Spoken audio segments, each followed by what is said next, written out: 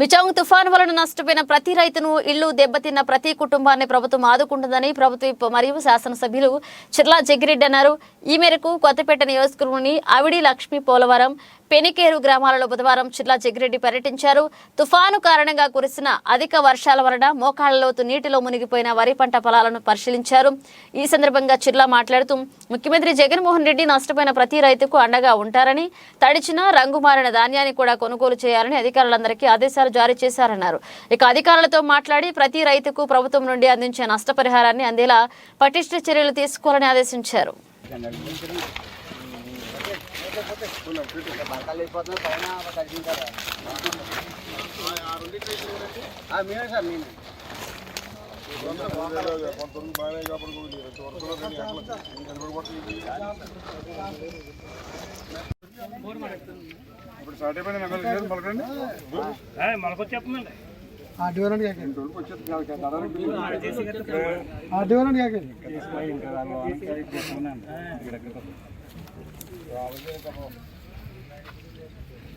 ఇప్పుడు ఉన్న వర్రంతా ఇదేనండి, మొత్తం పొలం మీద ఉన్న వర్రంతా ఇదే రకం.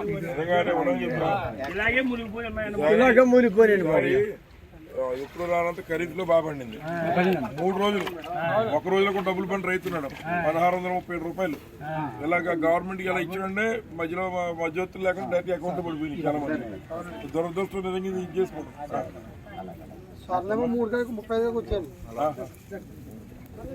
ఇక్కడ ఇది పోజరపాలెం ఆర్డీఆర్ మీకు ఇచ్చాడు సార్. ఆర్డీఆర్ ఇది కొంచెం ఎన్యూమరేషన్ కొంచెం చేయాలి.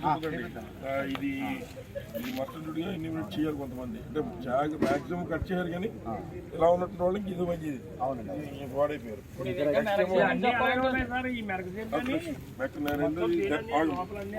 దాన్ని తడిచిపోయింది మనం ఒత్తిడి పెడితే కొంచెం బెటర్ రేట్ ఇస్తాం. బ్రాయిల్ మిల్కి వెళ్తే బాయిల్ మిల్కి వెళ్తే 4 నియోజక మండలాలకు కలిపి 59 కోట్లు వస్తే ఒక ఆలమూరు మండలానికి 29 కోట్లు ఇచ్చాం. బాగా వచ్చింది ఇన్సూరెన్స్. ఏమో కలవచ్చు 29 20 కోట్లు 27 కోట్లు వచ్చింది. చెల్లెమ్మ చూద్దాం.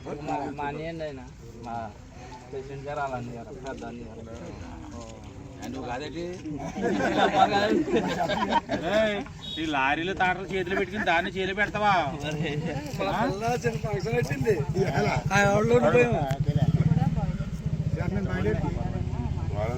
చెప్పి పర్టికులర్ కేసు అండి ఇది. దానికి ఓటీ తీసుకోమని చెప్పి మ్యాక్సిమం ముందే మాట చెప్పిన తర్వాత మీరు వెళ్ళి ప్రెజర్ పెట్టి మ్యాక్సిమం బెనిఫిట్ వచ్చి అప్లోడ్ పెట్టి కదా చూద్దాం. ఎంతవరకు చెప్పాలి రైతులతో నాటు కూడా చేద్దాం.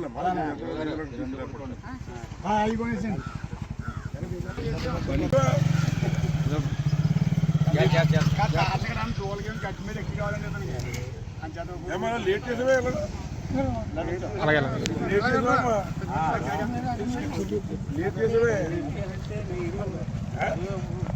ఒక్కడి పేదండి నీరు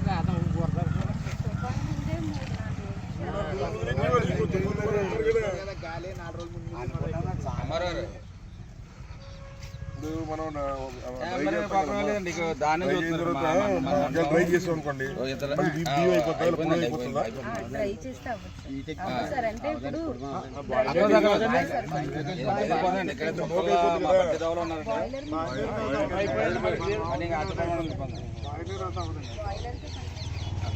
అంటే బాయిలర్ ఎంత తగ్గి తీసుకున్నారు.